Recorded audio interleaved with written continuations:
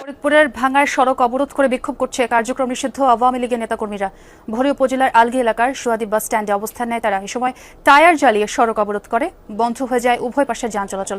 তৈরি হয় দীর্ঘ যানজট। পরিস্থিতি স্বাভাবিক করতে ওই এলাকায় পুলিশ ও সেনাবাহিনীর কয়েকটি টহল টিম পৌঁছেছে। হাসিনার সাজার প্রতিবাদে লকডাউনের পর শাটডাউন। 16-17 নভেম্বর বাংলাদেশ অচল করার ডাক দিল আওয়ামী লীগ। বাধা দিলে কিন্তু বাঁধবে লড়াই, এ লড়াই চলবে, বাধা দিয়ে বন্ধ করা যাবে না।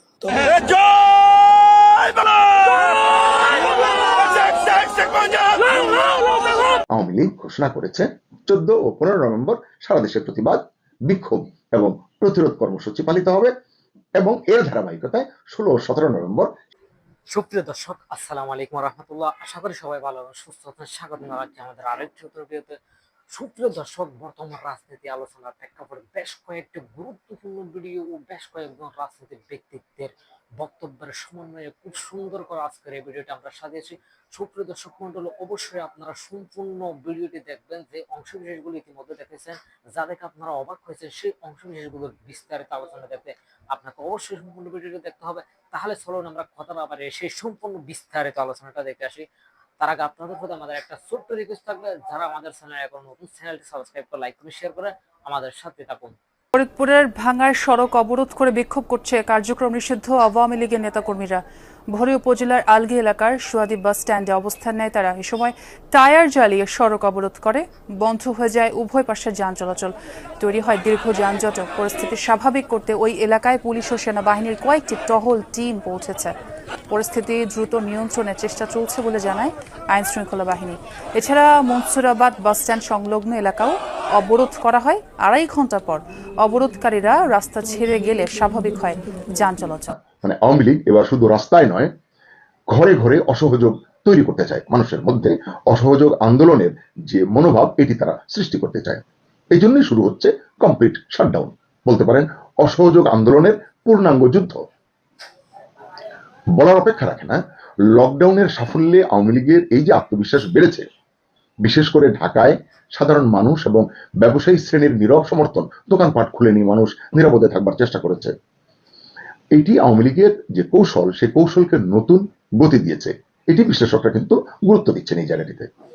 বহু পর্যবেক্ষক বলছেন, এই শাটডাউনও যদি সফল হয়, মানে 16 এবং 17 তারিখ যে শাটডাউন ডাকা হয়েছে, এটিও যদি সফল হয়ে যায়, তবে মানে শতভাগ তো কোনো কিছুই হয় না, যদি অনেকখানি হয়, কিছুটা হয়, তবে 17 নভেম্বরের পর বাংলাদেশের রাজনৈতিক সমীকরণ পুরোটাই পাল্টে যেতে পারে। আওয়ামী লীগের শীর্ষ নেতারা বলছেন, দেশের মানুষ বুঝে গেছেন এই সরকার জনগণের নয়। তাদের দাবি 13 নভেম্বরের সাফল্য প্রমাণ করেছে, জনগণ এখন পরিবর্তন চায়।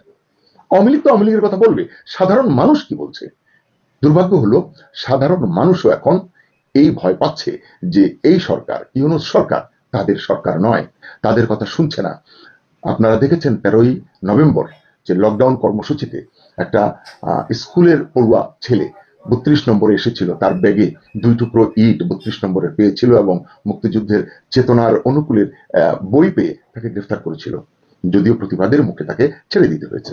আমরা দেখেছি আরেক ভদ্র মহিলাকে কিভাবে হেনস্থা করা হয়েছে। এসবই আসলে মানুষকে বিষিয়ে তুলছে, মানুষকে ক্ষুব্ধ করছে এবং আওয়ামী লীগের প্রতি সহমর্মী করে তুলছে। সম্ভবত এসব প্রেক্ষাপটের কারণেই আওয়ামী লীগ ঘোষণা করেছে 14 ও 15 নভেম্বর সারা দেশে প্রতিবাদ, বিক্ষোভ এবং প্রতিরোধ কর্মসূচি পালিত হবে এবং এর ধারাবাহিকতায় 16 ও 17 নভেম্বর সারা দেশে কমপ্লিট শাটডাউন পালিত হবে। অর্থাৎ যানবাহন চলবে না, অফিস বন্ধ থাকবে, দোকানপাট খোলা যাবে না, সবাই যেন ঘরে থাকেন। এই আন্দোলনের ডাকের এটি হচ্ছে মূল টার্গেট। অসহযোগ আন্দোলনের মাধ্যমে সরকারকে চাপে ফেলার লক্ষ্যেই এই কর্মসূচি। সরকার এটিকে কিভাবে মোকাবেলা করবে, এটি নিশ্চয়ই আমরা বিশ্লেষণ করব। এই শাটডাউনের ডাক এসেছে আওয়ামী লীগের একেবারে শীর্ষ পর্যায় থেকে। আওয়ামী লীগের দলীয় সভাপতি শেখ হাসিনা নিজে ঢাকা লকডাউন সফল করবার জন্য ভার্চুয়ালি, অর্থাৎ অডিও বার্তার মাধ্যমে আপামর জনগণকে ধন্যবাদ জানিয়েছেন, কৃতজ্ঞতা জানিয়েছেন। একই সঙ্গে এই যে শাটডাউন ঘোষণা করা হয়েছে, এটিতে সমর্থন জানিয়েছেন, কর্মসূচি ঘোষণাটি করেছেন এবং এর প্রেক্ষিতে বলেছেন, গণ আন্দোলন শুরু হয়েছে, এবার নিজের ভবিষ্যৎ জনগণ নিজেই নির্ধারণ করবে, কারণ সরকারের প্রতি আর তারা আস্থা রাখতে চায়। লকডাউনের পর এখন সামনে কমপ্লিট শাটডাউনের ডাক এলো। তার মানে দেশ এখন এক চরম রাজনৈতিক টানাপোড়েনের প্রান্তে দাঁড়িয়ে আছে, এটি আমরা বলতে পারি। 16 ও 17 নভেম্বরকে ঘিরে তাই এখন প্রশ্ন উঠছে, এই শাটডাউন কি আওয়ামী লীগের জন্য রাজনৈতিক প্রত্যাবর্তনের সোপান হয়ে উঠবে, মানে আওয়ামী লীগের ফেরার পথকে সহজ করবে, নাকি সরকারের যে মানে পাল্টা আঘাত, সরকারের যে আগ্রাসী মনোভাব, এসবের কারণে রাজনীতির মাঠে আরো বড় সংঘাতের সূচনা হবে। এই যে আপনি এই আলাপটি দেখছেন, আপনিও কিন্তু আওয়ামী লীগের সমর্থক হতে পারেন, কিংবা আপনার পাশের 10টা লোকের মধ্যে নিশ্চয়ই আওয়ামী লীগের সমর্থক দেখতে পান। তো এই সব সমর্থক বা আপনার ভবিষ্যৎটা আসলে কি?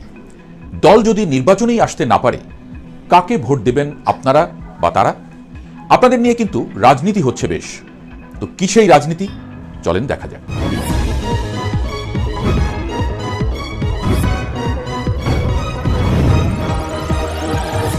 বাংলাদেশের আসন্ন জাতীয় সংসদ নির্বাচনকে ঘিরে রাজনীতির মাঠে চলছে এক রুদ্ধশ্বাস নাটক। গণঅভ্যুত্থানে সরকারের পতনের পর রাজনীতিতে যে শূন্যতা তৈরি হয়েছে তা পূরণে প্রধান দলগুলো তো বটেই, এমনকি ছোট ও মধ্যম সারির দলগুলোও মরিয়া। কিন্তু এই পুরো ডামাডোলের কেন্দ্রে রয়েছে বাংলাদেশের রাজনীতিতে একসময়ে প্রভাবশালী দল আওয়ামী লীগের ভোট ব্যাংক। এই আওয়ামী লীগের ভোটাররাই এখন বিরোধী দলগুলোর